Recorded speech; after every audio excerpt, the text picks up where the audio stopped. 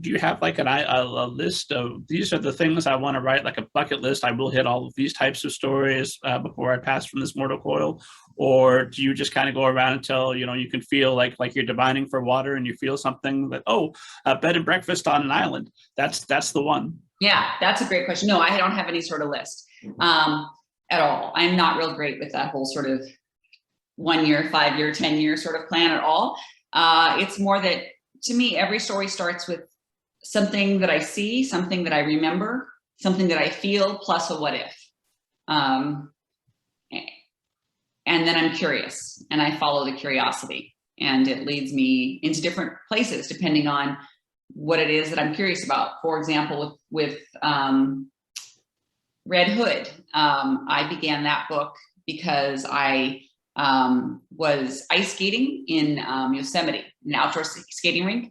And it was Thanksgiving time, and it was cold, and there were these big trees all around, and there was a big full moon in the sky, and I had just started my period. And I thought to myself, werewolves cycle with moons. My body cycles with the moon. What if there was a girl who, when she begins her period, finds that with her menses comes the ability to hunt and kill werewolves? That's a cool idea, right? And I had never read that book before. And so I went back to the hotel we were staying, and I started Googling, menstruating werewolf hunter, and nothing came up. And I thought to myself, there is no way this book, it's going to exist very soon in one form or another. It's too good of an idea. I was so in love with my own idea that I just tripped over myself to write that first draft because I was so enthralled and in love with this idea. I had no idea how the book was going to turn out. I had no idea what I was doing, except I could tell, of course, it was a loose retelling of Red Riding Hood. So that gave me some plot points to hit. And it became a book I'm very proud of. So I just get tickled and interested in my own curiosity and follow it. I know you're a Stephen King fan. I was chuckling. I saw you in another interview talking about reading Ernest Hemingway, Stephen King, and John Irving. I'm like, oh, me too. But we're about the same age, so I guess that figures. That makes sense. That's what was available at the time. Weren't you a big horror fan, a big werewolf fan, and you just been waiting for that right moment to tell your werewolf story? I don't think I'm particularly a big horror fan. Like the Stephen King that I do like. I mean, horror is okay. I like some horror. I like.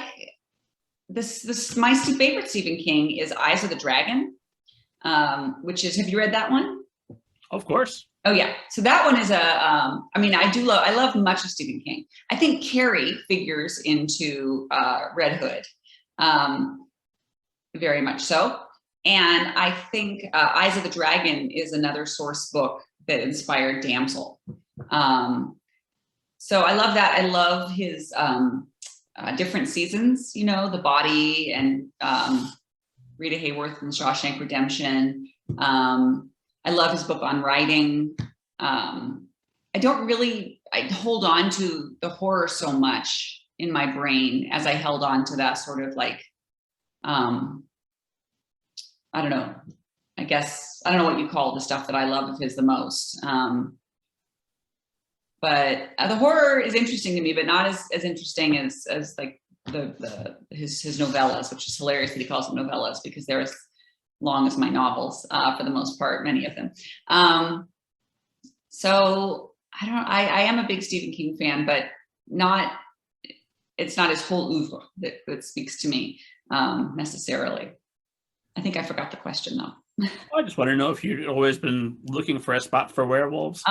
No, not until they occurred to me. I think werewolves are interesting, but it wasn't until I had this idea it was more about cycles and danger and who has power in the Red Riding Hood story. Fairy tales are always interesting to me. I think it's the fairy tales that were interesting to me and the different ways wolves show up in fairy tales and who has power in the Red Riding Hood story. And who saves the day? Ultimately, it's the woodcutter, right? He shows up and cuts open the wolf to free the Red Riding Hood and her grandmother, and then they fill his belly full of stones and sew him back up, the wolf, so that when he wakes up, the stones in him will kill him. It's this very convoluted way to kill something. But that was super interesting to me. Who has power and who doesn't? It's something that I think is interesting to me in almost all of my work. And one of the reasons why is because of childhood And my experience too, as a cisgendered girl, who has power when it comes to children and who has power when it comes to my body and who doesn't, is something that I think is a thematic through line in all my work, including my picture books. Yeah, it hadn't occurred to me, because I hadn't thought about Little Red Riding Hood for a very long time until I heard you talking about, oh, right, that does end with just some random dude showing up and like, I'll make it right. What? Yeah, and he has the axe. So I wanted, I was kind of interested in it's a story level. Like, yeah, I was interested in reframing that story and giving the axe, to the Red Riding Hood. Well, good for you for. Well, I haven't read it yet. It's. I hope you like it. But I'm assuming you make some improvements upon that. Well, I certainly tell my version of it. I also really like having a story that's in a conversation with, I think all stories are in conversation with other stories, but I have a Red story that is in conversation with the Red stories that came before. And I hope that my story will, spark other people to say, well, I didn't like what she did here, and I'm going to tell it this other way, and will allow my story to exist in conversation with books that haven't been written yet. What an honor it would be for me if other writers pushed back against something I did or took something I did a step further, and I could be part of that conversation ongoing. So if you became part of something like Kindle Worlds or whatever, where people were actively writing fan fiction, you would be great with that. I have no idea. I don't think anyone's ever written any fan fiction based on my work. My daughter loves reading fan fiction, so she probably would consider me to be a much more impressive writer if she happened across fan fiction that was based on my work. I think once I have put my story in the world, it doesn't belong to me anymore.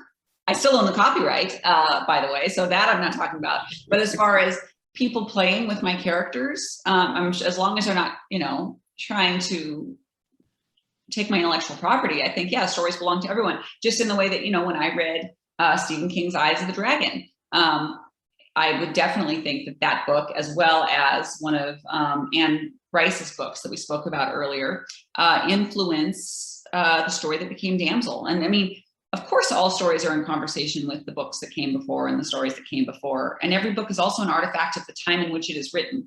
So the book I write, dealing with the same questions of power that Anne Rice was dealing with, I'm going to look at differently in 2019 than she looked at it in the 80s. Yeah, every book is influenced by every book the author ever read, whether they know it or not.